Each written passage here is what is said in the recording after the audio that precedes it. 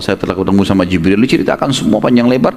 Dan yang pertama masuk Islam adalah Sofia radhiyallahu anha, tante Nabi SAW yang mulia, ibunya Zubair bin Awam, gitu kan. Dakwah Islam makin menyebar pada saat itu. Setelah kerabat-kerabat Nabi SAW ada yang terima, ada yang tidak. Tapi yang disebutkan dalam buku sejarah pada saat pertemuan itu yang langsung mengucapkan syahadat adalah Sofia, gitu.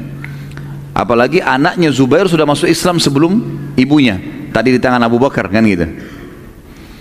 Dakwah Islam menyebar teman-teman sekalian pada saat itu di Mekah dan sangat cepat sekali, kan. Tapi kebanyakan yang memeluk ini adalah orang-orang yang miskin dan kalangan-kalangan di bawah, gitu, terutama dari hamba sahaya. Yang terkenal kisahnya masyhur adalah orang yang sangat mulia, Yasir radhiyallahu anhu bersama istrinya Sumayyah radhiyallahu anha, yang terkenal dua-duanya orang yang pertama mati syahid dalam Islam. Dan juga anak mereka Ammar radhiyallahu anhum. Juga ada dari kalangan budak yang lain seperti Khabbab bin Arad, Bilal bin Rabah, Suhaib ar-Rumi, Amir bin Fuhairah, Abdullah bin Mas'ud radhiyallahu anhum ajma'in. Ini semua adalah orang-orang yang dulu pekerja. Abdullah bin Mas'ud bukan sahaya ya, tapi dia pengembala kambing. Nanti akan kita jelaskan bagaimana Abdullah bin Mas'ud pada saat menebas lehernya Abu Jahal di perang Badr. Nanti akan ada kisah sendiri masalah itu. Tapi yang jelas waktu itu Abu Bakar radhiyallahu anhu satu-satunya orang yang waktu itu mengiklankan Islamnya, maka ia menjaharkan Al-Quran di depan Ka'bah. Waktu sudah mulai beberapa hari berjalan, sudah mulai banyak ayat yang turun, Abu Bakar sudah mulai menghafal, gitu kan, ayat-ayat yang di situ. Lalu Abu Bakar datang, kemudian beliau membaca depan Ka'bah. Maka mendengar bacaan tersebut, orang-orang Quraisy datang mengeroyokinya sampai darah memenuhi wajahnya radhiyallahu anhu, tapi beliau tidak berhenti membaca sampai selesai surahnya. Abdullah bin Mas'ud juga begitu. Sahabat Nabi yang mulia ini, beliau pengembala kambing dan orangnya sangat kurus, kecil, Abdullah bin Mas'ud ini. Sampai-sampai teman-teman sekalian, saking kurusnya Abdullah bin Mas'ud ini, sampai nanti waktu sudah hijrah di Madinah, satu waktu beliau pernah naik ke atas pohon kurma, kemudian ditiup oleh angin. Akhirnya kainnya di bagian bawah tersingkap, menyingkap pahanya. Saking kecilnya betisnya sampai sahabat tertawa. Spontan mereka tertawakan, bukan niat mengolok ya, karena tiba-tiba lihat kok lucu, kecil sekali gitu. Akhirnya diketawain. Apa yang terjadi teman-teman sekalian? Kata Nabi SAW dalam hadis sahih, apakah kalian menertawakan kecil betisnya Ibnu Mas'ud? Demi Allah, betis Ibnu Mas'ud itu ditimbangan pada hari kiamat lebih berat daripada gunung Uhud. Apa yang Abdullah bin Mas'ud lakukan teman-teman sekalian? Orang yang kurus kecil badannya baru menghafal surah Ar-Rahman sebagian ayatnya, dihafal, turun pada saat itu, kemudian dia mulai hafal beberapa ayat. Lalu dia tidak disuruh apa-apa nih. Dia datang ke dekat Ka'bah, cari batu yang tinggi, duduk, baca dengan suara keras. Orang-orang Quraisy lihat Abdullah bin Mas'ud pengembala kambing, bagi mereka ini rendah sekali. Langsung datang dikeroyokin, digebukin, dikeroyokin luar biasa sampai berdarah-darah. Dia nggak berhenti, sampai dia berhenti di hafalannya. Dalam kondisi berdarah-darah teman-teman sekalian, sudah berhenti dia baca, dilepas sama Quraisy, dia pulang, pergi ke rumah Darul Arkam namanya, tempat pertemuan Nabi SAW dan para sahabat. Begitu sahabat lihat dan Nabi SAW lihat, ada apa dengan kau? Ya Rasulullah, saya baca Quran depan Ka'bah dan mereka keroyoki saya. Kata mereka, kata para sahabat, wahai Abdullah, jangan kau lakukan itu. Badanmu kecil begini, ya, ini bisa sakit, bisa mati, bisa patah semua ini, dikeroyokin sama orang. Rasulullah SAW juga mengatakan, wahai Ibnu Mas'ud, jangan kau paksakan dirimu. Kata dia, ya Rasulullah, kalau anda mau suruh saya, besok saya kembali baca lagi. Jadi subhanallah, keimanan itu kalau maksudnya memang orang pepatah bahasa Arab mengatakan ya, kekuatan itu ada di hati manusia, bukan di fisiknya. Kalau hatinya kuat seperti baja teman-teman sekalian, makanya iman itu dalam hati. Kalau hati buat seperti baja, biar badannya kurus nggak penting itu. Ada orang subhanallah badannya seperti gentong besarnya, tapi hatinya kecil, ciut, gitu. Disentil sedikit sudah nangis, gitu kan. Ada nanti di perang Uhud kisah Julaibib, sahabat Nabi yang kecil sekali badannya, sampai Nabi angkat dengan satu tangan untuk lihat jenazahnya, tapi dia membunuh 9 orang Quraisy, ya, mati di tangannya dia. Jadi keberanian dan kekuatan itu di hati seseorang, gitu, bukan di fisiknya. Pada saat dakwah mulai gencar teman-teman sekalian, maka pemuka-pemuka Quraisy tidak dapat menerima lagi perlakuan para sahabat yang terus-menerus berdakwah, dan bagi mereka, mereka anggap para sahabat mencaci maki Tuhan-Tuhan mereka. Padahal mungkin sahabat-sahabat bukan mencaci maki ya. Para sahabat tidak mencaci maki. Para sahabat cuma mengatakan, untuk apa kalian sembah berhala ini? Batu. Kalian yang pahat, kalian yang ukir, kalian yang taruh, kalian yang kasih nama. Ngapain disembah? Kalian tahu kan ada Tuhan namanya Allah? Kembali ke Allah saja, juga makhluknya Allah. Mereka anggap itu mencaci maki Tuhan mereka. Lalu mereka mendapati ternyata yang menjadi penolong utama Nabi SAW adalah pamannya Abu Talib. Abu Talib pasti kadang kafir pada saat itu, tapi Abu Talib melindungi Nabi SAW. Dan mereka menyerang Nabi nggak berani, karena tradisi di zaman waktu itu, kalau ada satu orang diganggu, maka sukunya semua membelanya. Maka yang terjadi teman-teman sekalian, mereka datang kepada Abu Talib berkata, wahai Abu Talib, ponakan anda ini sangat mengganggu kami. Sementara ia berada dalam naungan anda, kami minta biarkan kami yang mengadilinya atau anda yang memberhentikannya. Abu Talib menjawab, tidak mungkin, itu ponakan saya, jadi tidak boleh ada yang ganggu. Ganggu perang suku nih, nggak bisa. Baiklah, Abu Talib ini belum tahu ya, apa yang didakwakan Nabi SAW belum disampaikan oleh Nabi SAW ke Abu Talib ini. Maka berpencarlah orang-orang Quraisy dengan kekecewaan, namun karena Nabi SAW terus saja gencar berdakwah, tiap hari masuk, dan mereka menganggap itu mencaci maki Tuhan-Tuhan mereka, hanya mereka ketemu lagi sama Abu Talib yang kedua kali, mereka mengatakan hal yang sama dengan sebelumnya, dan mereka bilang, kami sudah tidak sabar nih Abu Talib. Melihat keadaan sudah memanas, dan Quraisy sudah mengatakan, kalaupun kamu mau perang Abu Talib, kami siap berperang. Harus diberhentikan nih, ponakanmu selalu mencaci maki, setiap tawaf melihat patung dicaci maki, ini apa, untuk apa disembah, gitu diingatin. Maka Nabi SAW pun dipanggil oleh Abu Talib. Kemudian mulailah Abu Talib bertanya, apa sebenarnya yang sedang kau bawa ini, hai ponakanku? Apa ajaran apa ini? Maka Nabi SAW jelaskan, begini hai paman, begini hai paman, dijelaskan semua tentang Islam. Kalian kan sudah beriman pada Allah, kalian tahu Allah, ini Allah mengutus saya mengajar, memurnikan ajaran syariat, memurnikan ajaran tidak boleh menyembah berhala-berhala. Diterangkan panjang lebar kepada Abu Talib, sampai Abu Talib sudah memahami apa isi ajaran Nabi SAW. Lalu mereka, Abu Talib setelah dengar itu, setelah dengar tadi ajaran itu, dianggap ajaran ini tidak salah, kenapa mereka melarangmu? Baik ponakanku, kira-kira bisa negosiasi nggak? Artinya ajaran ini jangan kamu sebarkan kemana-mana, ke orang-orang saja yang mau, daripada kamu tawaf, kamu akhirnya dianggap mencaci maki Tuhan-Tuhan mereka, bisa enggak? Atau kamu tinggalkan aja ajaran itu, kamu kembali ke ajaran nenek moyangmu. Kata Nabi SAW kalimat yang membuat Abu Talib akhirnya tidak bisa berbicara. Beliau mengatakan, demi Allah wahai pamanku, bila seandainya mereka itu orang-orang Quraisy meletakkan pada tangan kananku matahari, matahari kan luar biasa nilainya bagi manusia, kalau nggak terbit matahari gelap semua, gitu kan? Kalau matahari itu mereka berhasil ambil, mereka kasih ke saya, taruh di tangan kanan saya, ini milikmu hai Muhammad, matahari saya yang pegang, di tangan kiriku bulan, supaya aku meninggalkan apa yang aku sedang dakwakan ini, maka aku tidak akan pernah meninggalkannya. Makna ini kalimatnya bobotnya berat ya, artinya walaupun saya sampai mati nggak bakal saya tinggalin nih. Abu Talib waktu itu kebetulan lagi berduduk sama beberapa suku-sukunya dia, suku Abdul Muttalib, suku Hashim lagi kumpul. Tiba-tiba saja mereka bilang, luar biasa kau pertahankan, kalau gitu dakwain aja, nggak apa-apa, gitu kan? Silakan. Jadi yang kafir pun mengatakan tidak apa-apa, dakwah, biar kau caci maki Tuhan kami nggak apa-apa, kami akan bela gitu. Sampai mereka bilang begitu. Melihat tekad Nabi SAW, saya bilang dalam tulisan saya ini, yang begitu besar dalam mempertahankan dakwanya, maka Abu Talib dan teman-temannya dan suku-sukunya semua mengatakan, demi Allah kami pun akan menolongmu walaupun engkau mencaci maki Tuhan-Tuhan kami. Sampaikan saja apa yang engkau inginkan sampaikan, bicara terserah kamu, silakan. Maka dengan pertolongan tersebut Nabi SAW lebih gencar lagi berdakwah, gitu ya. Sekali lagi orang-orang Quraisy tidak dapat bersabar nih. Lalu mereka mencoba menyempitkan jalan dakwah Nabi SAW dengan cara mencoba merayu Abu Talib. Caranya apa? Mengutus ke Abu Talib seorang anak muda yang tampan, yang pintar, dicari yang kira-kira fisiknya dekat dengan Nabi. Nabi SAW kan orangnya tinggi, kekar, putih, gagah, banyak kelebihan Nabi SAW. Mereka cari siapa kira-kira yang anak muda Mekah yang mirip seperti itu. Ditemukanlah seseorang yang mirip, tapi tentu jauh lah ya. Namanya Amarah bin Walid. Amarah bin Walid ini terkenal sekali, ayahnya tokoh Quraisy, orang kaya raya, jarang keluar. Kalau dia keluar jadi perhatiannya orang. Di rumah kalau keluar pakai baju bagus, wangi, tampan, segala macam. Orang semua jadi bicara tentang Amarah bin Walid ini. Mereka bawa Amarah bin Walid ke Abu Talib. Wahai Abu Talib, ambil nih Amarah nih.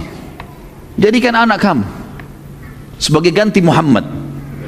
Kasih Muhammad buat kami. Ambil nih sudah. Ayahnya pun siap, ambil saja silakan. Jadikan anak kamu. Kata Abu Talib apa? Membuat mereka hanya putus asa. Abu Talib bilang, sungguh aneh kalian hai Quraisy. Kalian kasih anaknya orang lain untuk saya kasih makan, lalu kalian minta ponakan saya untuk kalian bunuh. Mustahil itu. Enggak mungkin. Bawa ini amarah, pulang. Pulang. Karena Abu Talib ya, menutup semua jalan-jalan Quraisy ini, maka orang-orang Quraisy akhirnya sepakat melakukan dua hal. Yang pertama, mereka mengajak Nabi SAW berdebat. Mereka ajak Nabi SAW berdebat dengan mengutus orang yang paling pintar di mata mereka. Waktu itu orang yang paling pintar, teman-teman sekalian, dianggap orang nomor satunya Mekah, namanya Al-Walid bin Mughirah. Al-Walid ini dalam riwayat masyhur mendatangi Nabi SAW, lalu dia berkata, wahai Muhammad, apa yang engkau lakukan? Engkau telah memecahkan kami, menyalah-nyalahkan orang tua kami, juga mencaci maki sesembahan kami. Bila penyebab masalah ini karena kamu kena sihir, kamu sakit sehingga kamu ngomong seperti itu, mencaci maki Tuhan-Tuhan kami dan seterusnya, maka kami akan kumpulkan harta-harta kami agar dapat mendatangkan tabib yang terbaik supaya kau sembuh.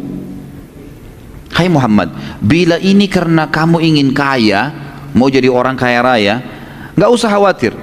Kami akan kumpulkan semampu kami seluruh harta yang kami miliki, dan kami akan hadiahkan kepada kamu sehingga kau menjadi orang terkaya Mekah. Tapi berhenti. Bila Muhammad, karena kau ingin kemuliaan, maka kami akan menyanjungmu. Nggak usah berdakwah begini, kami akan nobatkan kamu orang yang paling kami muliakan. Kalau seandainya kau ingin menjadi raja, hai Muhammad, penawaran dari Quraisy, ini orang utusannya Quraisy nih. Nabi bilang iya, diiyakan semuanya. Kalau kau berdakwah ini untuk menjadi raja, kami akan nobatkan kau jadi raja kami. Bila kau ingin wanita, maka kau tinggal, yang kau nikahi, kamu tinggal menunjuk wanita manapun yang kau inginkan, kami akan nikahkan sama kamu. Semua diucapkan oleh Al-Walid, sementara Nabi SAW diam, tidak ngomong, dibiarin ngomong. Dan ini salah satu adab dalam berdebat. Kalau lawan kita, rival kita lagi ngomong, biarin dia ngomong dulu. Karena nggak akan selesai-selesai masalahnya kalau tidak dituntaskan. Poinnya apa saja sudah selesai, baik, kita jawab satu persatu. Nabi SAW, teman-teman sekalian, waktu melihat Walid sudah selesai, dia mengatakan, apa kau sudah selesai, hai Walid? Dia bilang iya. Maka kata Nabi SAW, kalau begitu dengarkan baik-baik dari saya sebagaimana saya dengarkan dari kamu baik-baik tadi. Dia bilang iya, baik, silakan. Dan ini pertama kali Al-Walid mendengarkan dari Nabi SAW ayat Al-Quran secara langsung. Turun waktu itu surah Al-Fussilat, ya, surah Fussilat, surah nomor 41, turun beberapa ayat. Ada di sejarah mengatakan 10-15 ayat, ada yang mengatakan turun lengkap sampai 54 ayat. Saya akan bacakan ayatnya tentunya. A'udzubillahi minasyaitonirrajim. Hamim. Ini Nabi nggak bicara apa-apa ya, nggak jawab apa-apa. Nabi bacain ayat Al-Quran karena dia tahu bahasa Arab orang ini. Dalam bahasa Quraisy turun Al-Quran.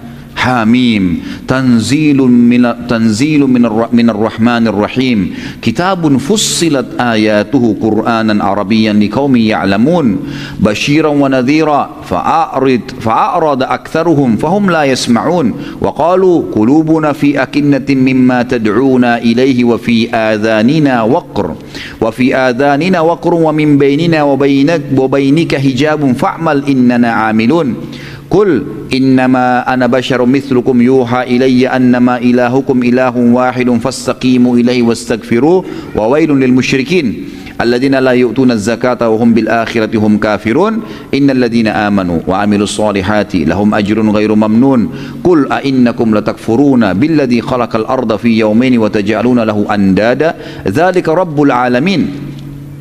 وجعل فيها رواسي من فوقها وبارك فيها وقدر فيها أقواتها في 4 أيام سواء للسائلين ثم استوى إلى السماء وهي دخان فقال لها وللأرض ائتيا طوعا أو كرها قالتا أتينا طاعين فقضاهن 7 سماوات في يومين وأوحى في كل سماء أمرها وزينا السماء الدنيا بمصابيها وحفظا ذلك تقدير العزيز العليم فإن أعرضوا faqul anzartukum sa'iqata mithla sa'iqati 'adin wa thamud.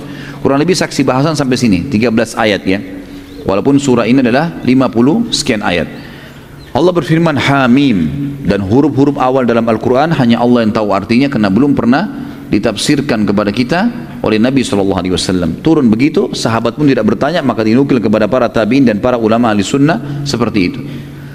Kemudian dikatakan diturunkan dari Tuhan yang maha pemurah lagi maha penyayang kitab yang dijelaskan ayat-ayatnya, yakni bacaan dalam bahasa Arab yang gunanya agar kaum itu di Mekah memahaminya, yang membawa berita gembira bagi yang patuh dan membawa peringatan bagi orang-orang yang melanggar tetapi kebanyakan mereka berpaling, tidak mau mendengarkannya. Mereka berkata, hati kami berada dalam tutupan yang menutupinya dari apa yang kamu seru hai Muhammad kepada kami, dan telinga kami ada sumbatannya, dan antara kami dan antara kamu ada dinding pemisah dari keyakinan. Maka bekerjalah, berbuatlah kau hai Muhammad, sungguh kami pun mau berbuat.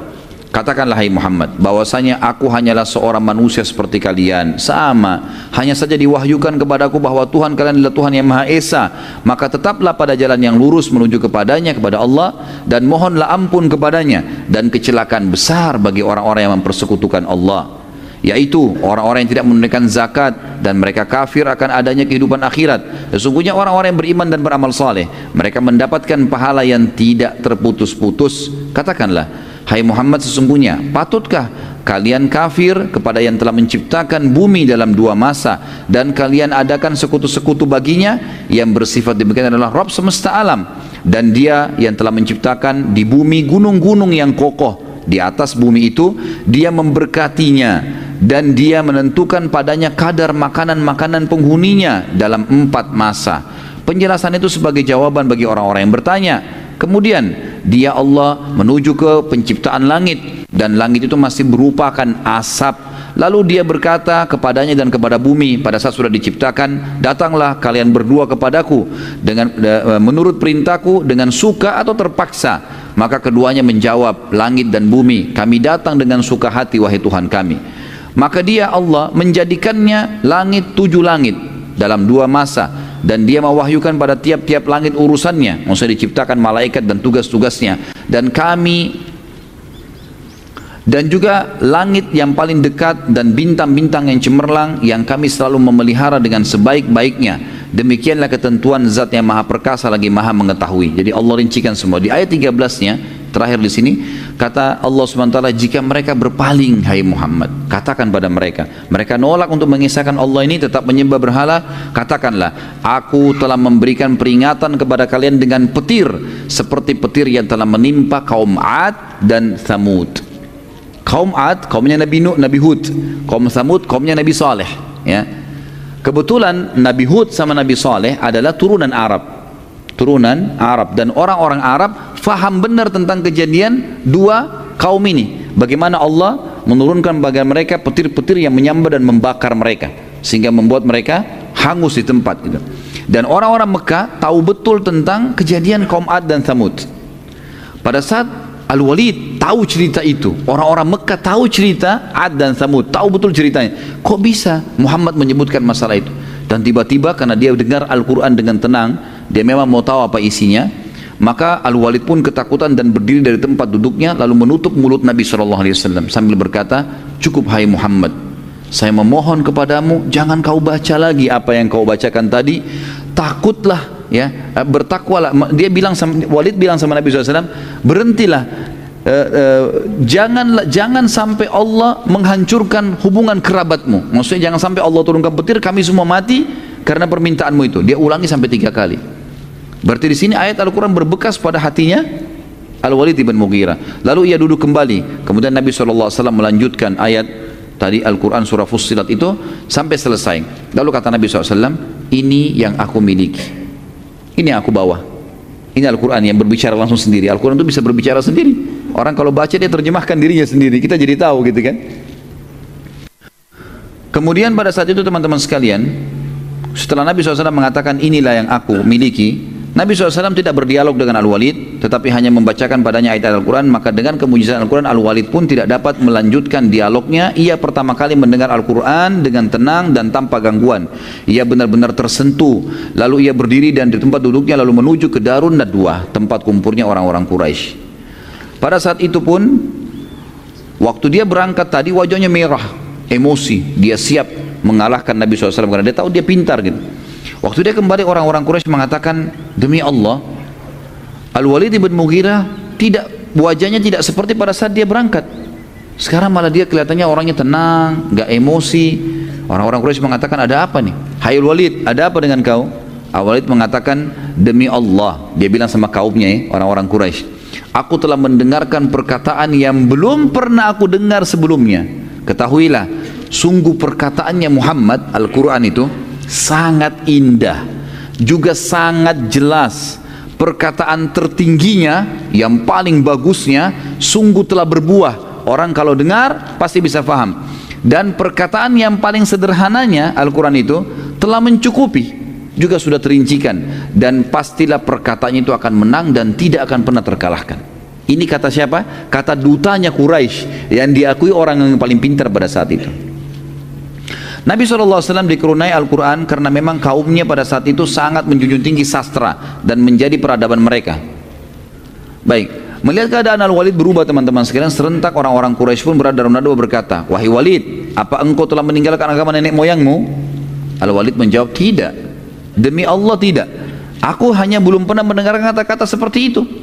Lalu orang-orang Quraisy bilang, mungkin itu cuma syair-syair. Syair memang susunannya bagus, gitu kan? Al-Walid mengatakan, demi Allah, tidak seorang pun dari kalian yang tahu syair lebih daripada saya. Saya orang yang paling tahu, kalian tahu saya orang paling pintar dalam syair. Dan itu bukan sama sekali syair. Perkataan Muhammad bukan syair. Baik, mereka bilang, kalau begitu hai Walid, berarti Muhammad peramal, penyamun, penyihir, peramal dan penyamun. Maka Walid mengatakan, aku tahu semua yang berhubungan dengan peramal dan penyamun, tidak sedikit pun ada pada Muhammad. Gak ada menyan-menyan, gak ada apa, gak ada. Dia cuma baca ayat Al-Quran dan saya tersentuh. Lalu mereka bilang, orang Quraisy lagi, kalau begitu mungkin dia orang gila atau kesurupan syaitan, kesurupan jin. Kata Quraisy begitu dalam riwayat. Al-Walid menjawab, aku tahu semua sifat-sifat dan ciri-ciri orang yang gila dan kesurupan, gitu kan. Tidak ada pada Muhammad. Normal, tenang, tidak ada apa-apa. Mereka bilang, kalau begitu dia penyihir. Tadi peramal sama penyamun ya, sekarang penyihir. Dia bisa menyihir orang. Al-Walid mengatakan, aku sangat tahu semua penyihir-penyihir Jazirah Arab. Semua aku kenal. Dan aku tahu perilaku-perilaku mereka. Tidak ada sedikit pun pada Muhammad. Orang-orang Quraisy bilang, engkau telah membuat kami bingung. Lalu apa semestinya yang kami katakan tentang Muhammad? Kata Al-Walid, kalian mau dengar saran saya? Kata mereka, tentu saja. Ini sekarang teman-teman, Al-Walid orang terpintarnya Quraisy berbicara sama tokoh-tokoh Quraisy.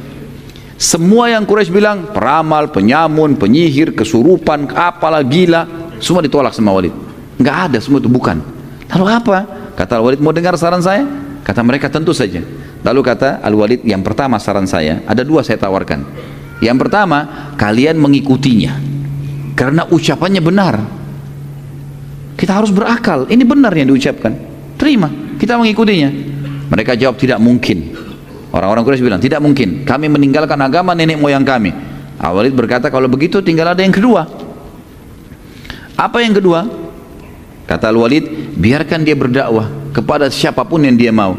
Bila dia benar dan banyak diikuti oleh manusia dan jadi terkenal serta termuliakan, maka kalian pun akan terkenal karena kalian satu suku sama dia, sama-sama Quraisy. Oh, berarti dari Quraisy nih, kan jadi kalian juga terkenal dan jadi mulia karena satu kaum. Bila ia dibunuh oleh orang-orang karena dia berdakwah, maka itu tujuan kalian, tidak usah kalian yang bunuh. Sudah selesai. Mereka jawab, demi Allah kami tidak setuju juga ini. Sekarang Al-Walid yang bingung. Al-Walid bilang, kalau begitu saya juga tidak tahu punya jawaban apa lagi. Kata mereka, coba Al-Walid kuras otakmu, gitu kan? Seperti itulah. Pikirkan apa yang harus kami ucapkan tentang Muhammad, tapi kami tidak mau beriman. Kata Al-Walid, yang paling dekat bilang dia penyihir. Itu yang paling dekat, karena penyihir bisa mengubah keadaan orang. Yang lain tidak mungkin, mustahil. Muhammad bukan gila, bukan bodoh, bukan segala-galanya, ini dia bisa penyihir saja. Mereka bilang, kalau begitu penyihir. Ya sudah, penyihir. Kemudian Al-Walid waktu duduk, karena dia menyetujui, oke, ucapkan sebagai penyihir aja. Dia yang kasih ide, orang-orang Quraisy kembali merangkul dia. Saya tulis teman-teman dalam ini ijtihad saya saja. Setelah mengambil kisah ini saya bilang, subhanallah, hampir saja Al-Walid menyebarkan kebenaran pada Quraisy. Kalau dia ngotot, Jangan, ini benar, ikut. Misal, mereka bisa ikut sebenarnya gitu kan. Tapi subhanallah hanya karena fanatisme kesukuan, akhirnya ikut-ikutan sama kaumnya. Dan mereka itu sudah terpojok ya, tidak ada lagi alasan, tidak bisa beralih lagi. Yang akhirnya Al-Walid pun setuju dengan pendapat mengatakan Nabi SAW adalah penyihir. Kemudian tiba-tiba saja Al-Walid, entah syaitan dari mana juga masuk ke dia, seperti kasus Abu Lahab tadi, gitu kan. Lalu mengatakan Muhammad itu memang penyihir. Udah, tak usah percaya dia. Tiba-tiba dia caci maki Nabi SAW. Lalu subhanallah turun surah Al-Muddathir yang tadi kita sebutkan, kita baca 7 ayat pertama kan waktu awal turun ya, yang suruh Nabi bangun dari berselimut. Turun setelahnya sambungan ayat 11 sampai ayat 30 khusus untuk Al-Walid ibn Mughirah. Karena orang ini tadinya kalau beriman, orang semua beriman sama dia, dia dapat pahalanya. Tapi konyolnya malah dia penyebab orang berhenti. Allah sebutkan, A'udzubillahi minasyaitonirrajim. Al-Muddathir surah nomor 74 ayat 11 sampai ayat 30. Zarni wa man khalaqtu wahida wa ja'altu lahu malam mamduda wa banina syuhuda wa mahattu lahu tamhida thumma yatma'u an azid kalla innahu kana li ayatina anida sa'ruhikuhu sa'uda innahu fakkar wa qaddar faqutila kaifa qaddar thumma qutila kaifa qaddar thumma nadhar thumma abasa wa basar thumma adbara wastakbar faqala in hadha illa sihrun yu'thar in hadha illa qaulul bashar sa'uslihi saqar wa ma adraka ma saqar la tubki wa la tadar lawahatun lil bashar 'alaiha 19. Jadi ini ayat 11 sampai 30 turun kepada Al-Walid atau terhadap Al-Walid ibn Mughirah. Kata Allah SWT, biarkan aku berkehendak, biarkan aku bertindak, kata Allah, kepada orang yang telah aku ciptakan dia. Maksudnya Al-Walid bin Mughirah. Ini orang sudah aku ciptakan, aku yang berikan dia akal, aku yang berikan dia harta. Tiba-tiba waktu ayat-ayatku datang dia tolak, bahkan dia mengajak kaumnya untuk menolak. Dan aku jadikan banyak harta benda untuknya dan anak-anak yang selalu jalan bersamanya, karena Al-Walid bin Mughirah terkenal banyak anak-anaknya. Dan aku lapangkan rezekinya selapang-lapangnya. Kemudian dia ingin sekali aku menambahnya, sekali-kali aku tidak akan menambah, kata Allah. Sesungguhnya dia menentang ayat-ayat kami Al-Quran. Aku akan membebani dia mendaki pendakian yang memayahkan. Maksudnya dia akan kesulitan dalam hidupnya, mulai sekarang di dunia dan kemudian juga di akhirat. Sesungguhnya dia telah memikirkan dan menetapkan untuk beriman, maka celakalah dia bagaimana dia mengalihkan keputusannya. Kemudian celakalah dia bagaimana dia bisa mengalihkan keputusannya. Kemudian dia sempat berpikir setelah itu, sesudah itu dia bermuka masam dan merengut. Kemudian dia berpaling dari kebenaran dan menyombongkan diri. Lalu dia berkata, Al-Quran ini tidaklah hanya kecuali, tidak lain hanyalah sihir yang dipelajari dari orang-orang dahulu. Ini tidak lain hanyalah perkataan manusia. Maka kata Allah, aku akan memasukkannya ke dalam neraka sakar. Tahukah kalian apa itu neraka sakar? Sakar itu tidak akan meninggalkan dan tidak akan membiarkan. Tidak ada lagi kulit, tidak ada daging, tidak ada tulang, dibakar semua hangus, diutuhkan begitu terus abadi. Neraka sakar adalah pembakar kulit manusia dan di atasnya dijaga oleh 19 malaikat. Baik, karena langkah dialog dengan Nabi SAW tidak berhasil, maka mereka sepakat dengan langkah yang kedua. Ada 2 langkah ya. Langkah yang kedua adalah mereka berkata, kami akan membunuh Muhammad dan menyusahkannya. Mulai saat itu orang-orang Quraisy mulai dengan mencaci maki Nabi SAW. Setiap kali bertemu dengan Nabi pada saat tawaf, mereka caci maki Nabi SAW. Setiap hari selalu mencaci maki Nabi SAW dengan beragam macam cacian. Tapi Nabi SAW sabar, gak ditanggapin. Sampai tiba suatu hari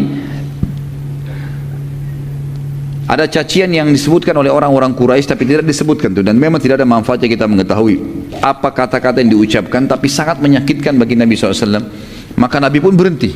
Jadi Nabi lagi tawaf, setiap lewat dari Nabi lagi jalan diikuti sama Quraisy. Kamu begini, kamu begitu, dicaci maki. Nabi biarin aja. Satu waktu ada cacian yang sangat menyakitkan tapi tidak disebutkan apa cacian itu. Mereka ikuti Nabi SAW dari belakang lagi tawaf, lalu Nabi berhenti tiba-tiba. Lalu Nabi mengatakan, wahai Quraisy, aku akan memerangi kalian hingga kalian semua terbunuh kalau kalian masih tetap lakukan ini. Mendengar kata Nabi SAW yang Nabi tidak pernah marah sebelumnya, gak pernah tegas, berhenti tiba-tiba Nabi marah dengan mereka. Melihat kejadian tersebut, tiba-tiba mereka jadi berhenti semua. Lalu mereka datang menyalami Nabi SAW, mengatakan, maafkan kami hai Muhammad, kami tidak bermaksud seperti itu ya. Setelah itu Nabi SAW meninggalkan mereka. Pada saat Nabi SAW sudah tinggalkan mereka, mereka kembali dulu dalam dua. Lalu mereka seperti baru orang sadar. Mereka mengatakan saling hardik ya. Mereka Apa yang kita buat tadi nih? Tadi kan kita sengaja pancing emosinya supaya dia marah, kita gebukin gitu. Kenapa malah sekarang kita minta maaf hanya diancam saja?